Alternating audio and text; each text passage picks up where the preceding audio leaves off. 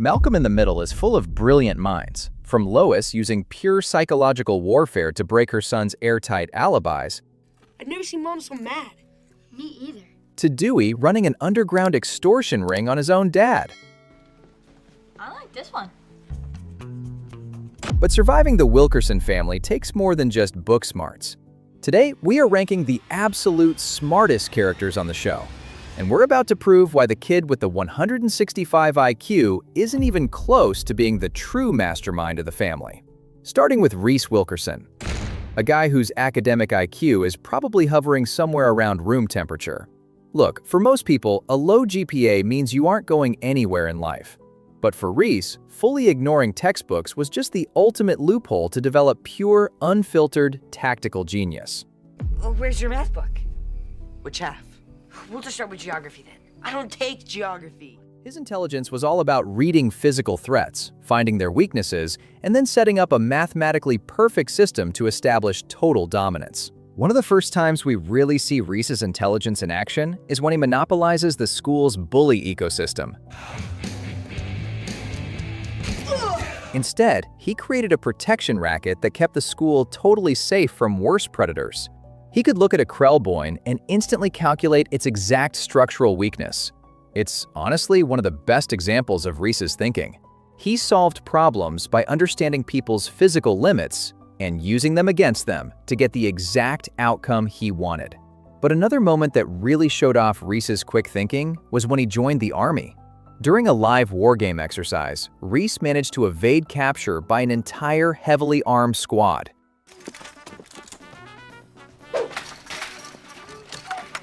He didn't overthink, he didn't plan ahead, he just let his pure survival instincts take over. Intercept that vehicle! Yes, Sergeant! Oh no!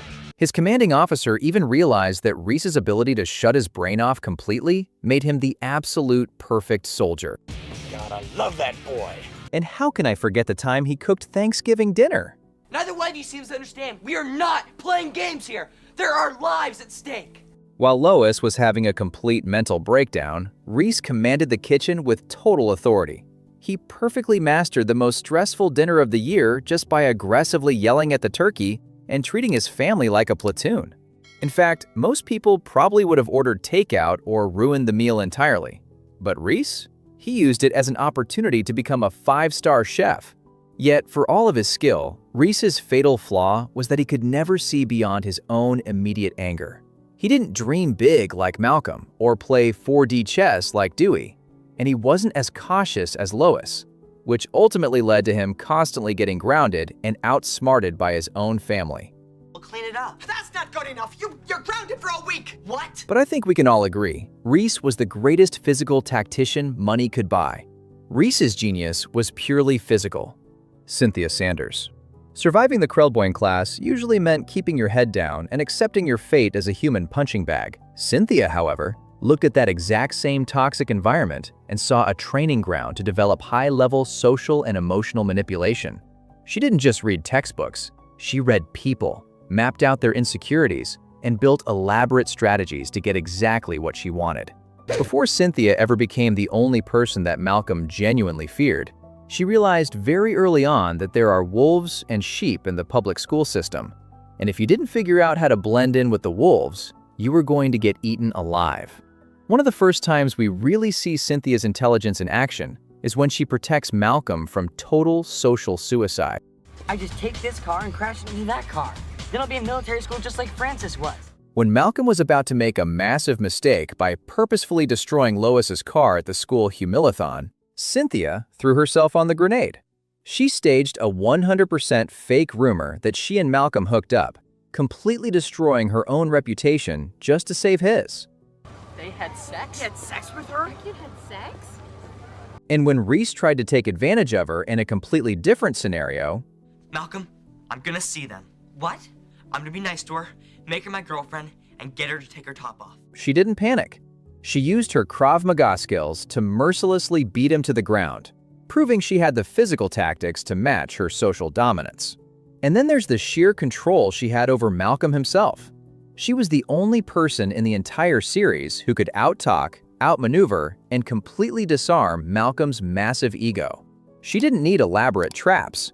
She just knew exactly how to map out his insecurities and use his own Krelboyne neuroticism against him to keep him exactly where she wanted him.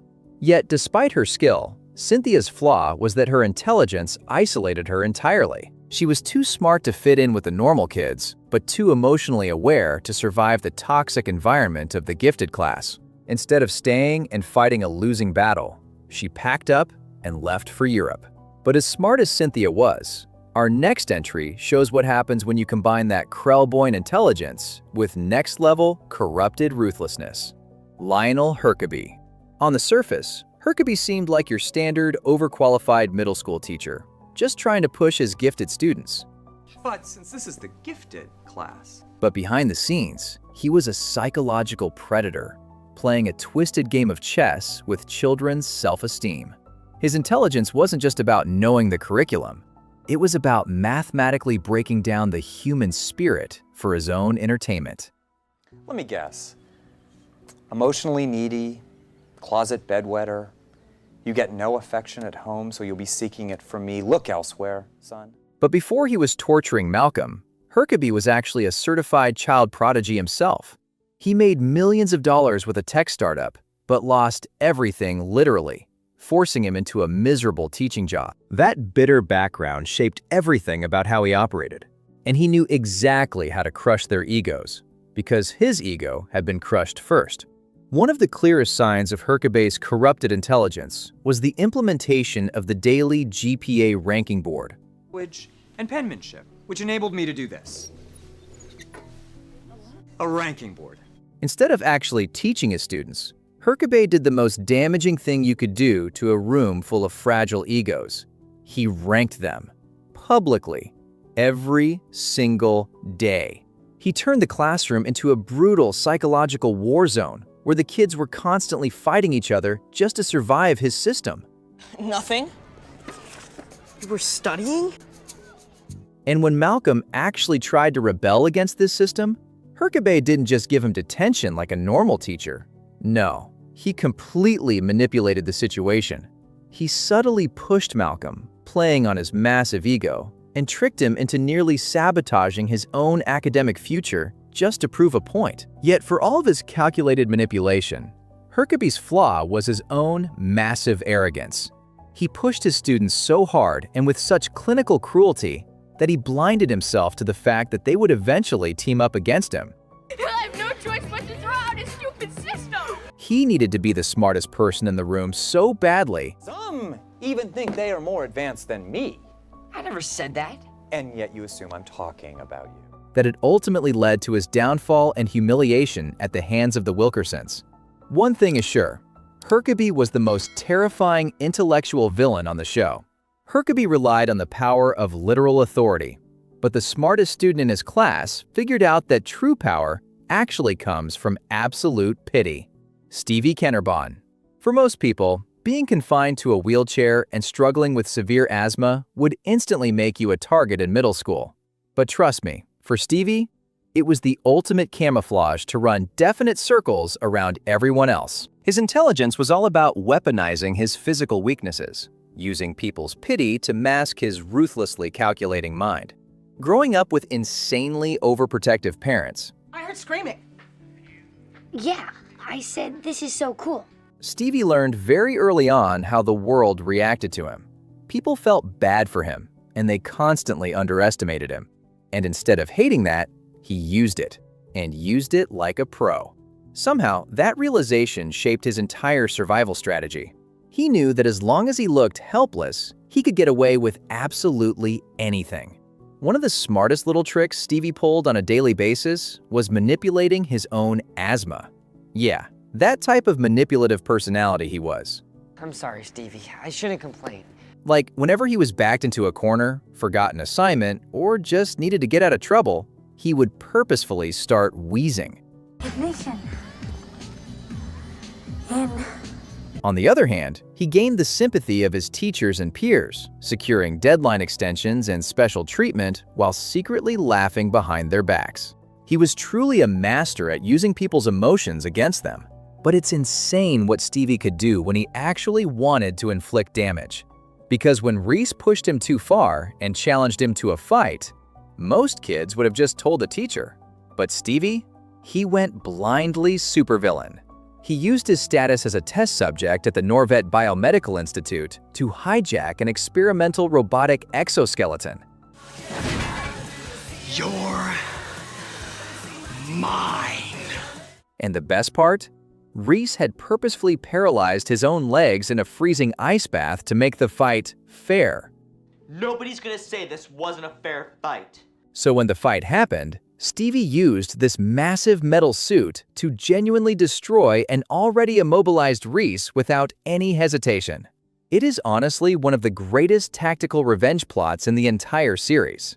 He was also one of the only people who could consistently match Malcolm's 165 IQ.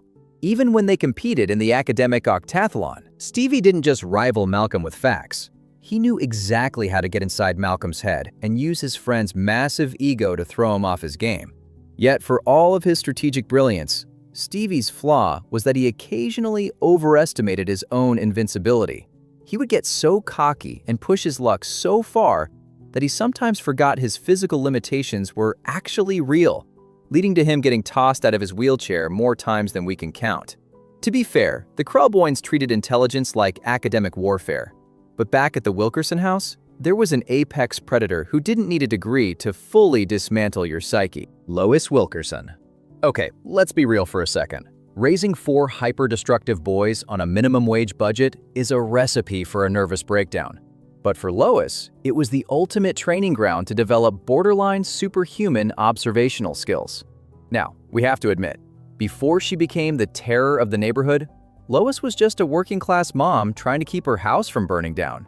And honestly, dealing with Reese and Malcolm day in and day out forced her brain to evolve.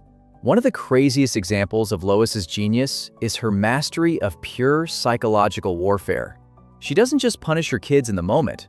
She knows their personalities so intimately that she can perfectly anticipate how they'll lie, cheat, or scheme before they even do it. I mean, she was thinking years ahead of them, playing a game they didn't even know they were in. Understand this. I will do anything. And then there's the traffic camera ticket. When a camera caught her speeding, most people would just pay the fine and complain about it. But we're talking about Lois. She went full detective, demanding to see the security footage to prove the cop was lying. And even when the tape ultimately proved she was actually guilty, her sheer psychological dominance over her family— It's wrong. What? The tape is wrong. meant Hal literally destroyed the evidence right in front of the kids, just to protect her pride.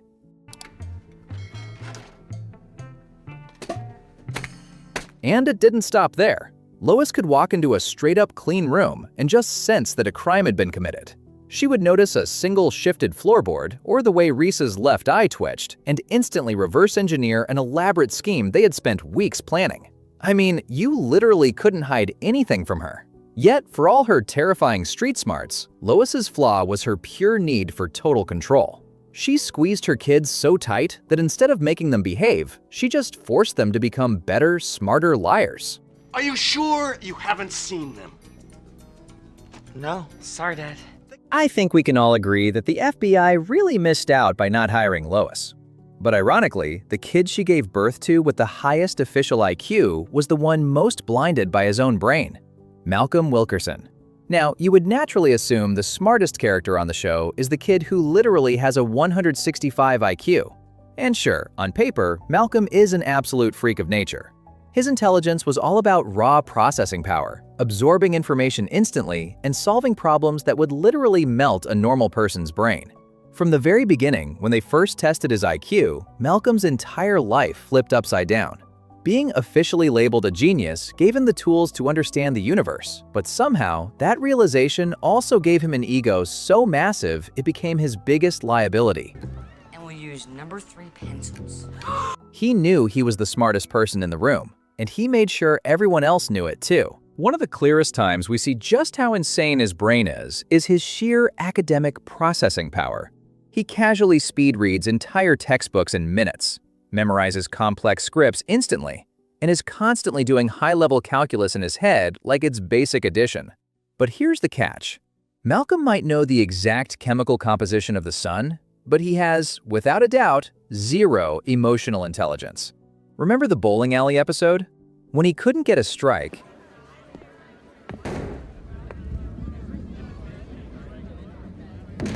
instead of just adjusting his physical grip, his brain literally short-circuited.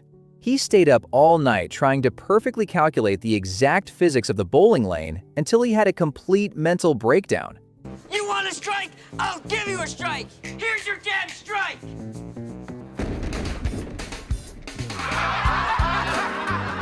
Because despite his 165 IQ, Malcolm was incredibly easy to manipulate. We saw earlier how Herkabe entirely played him like a fiddle, using Malcolm's own arrogance against him to nearly ruin his academic future. How could I, a humble school administrator making low five figures, be any match for the great and powerful Malcolm? Malcolm was so obsessed with proving he was right that he would walk face first into traps that even Reese would have avoided. Malcolm had the highest processing power on the show, but as we all know, raw brain power is useless if you don't know how to play the game. Which brings us to the one person who realized the game was rigged from the start, the true puppet master of the Wilkerson family, Dewey Wilkerson. When you are the youngest brother in a house full of absolute chaos, you basically have two choices. You either get crushed, or you learn how to pull the strings in the dark. And Dewey? He chose to become a puppet master. You're so sweet.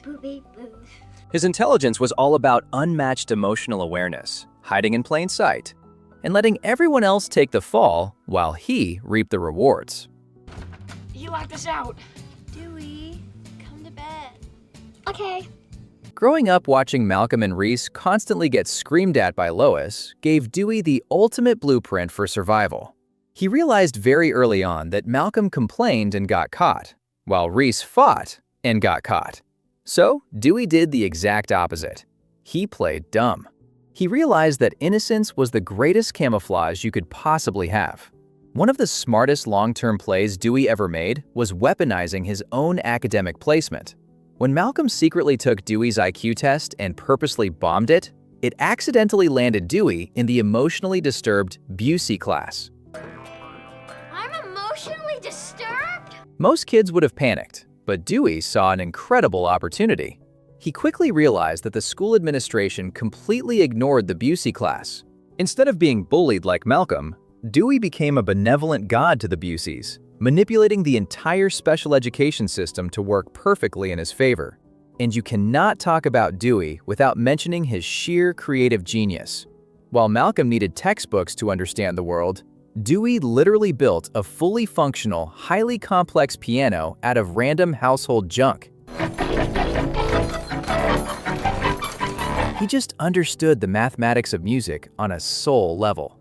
But where Dewey really shone was in pure manipulation. When he caught Hal secretly smoking, most kids would have blackmailed him for $10. Who wants to make $5? How? I need someone to take the fall. Make it 10. Done. Dewey essentially ran an underground extortion ring on his own father. He made Hal do his chores, buy him things, and live in constant fear of a 10-year-old child. At the end of the day, Dewey didn't really have a fatal flaw. While the rest of his family was constantly screaming and tearing each other apart, Dewey was quietly playing 4D chess. He anticipated reactions, manipulated multiple steps ahead, and proved that true genius doesn't need to show off. Well, everyone, I hope you enjoyed our ranking of the smartest characters and Malcolm in the Middle. Let us know in the comments if you think Dewey is the true mastermind, or if you think we missed someone who deserves to be on the list.